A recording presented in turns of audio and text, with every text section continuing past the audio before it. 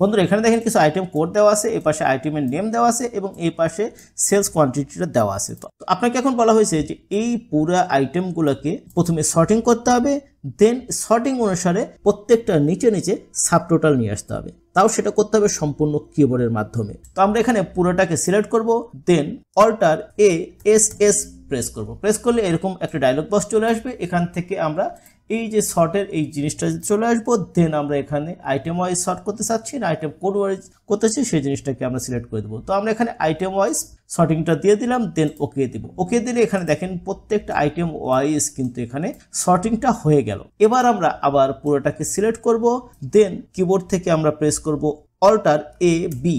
Press করার সাথে সাথে এরকম একটা সাবটোটালের ডায়লগ বক্স চলে আসবে। এখান থেকে আমরা কিসের সাবটোটাল চাচ্ছি, এই যে আমরা সেলসের সাবটোটাল চাচ্ছি। সো সেলসের ঘরে এখানে টিক চিহ্ন দেওয়া থাকবে এবং আমরা এখানে ওকে দিব।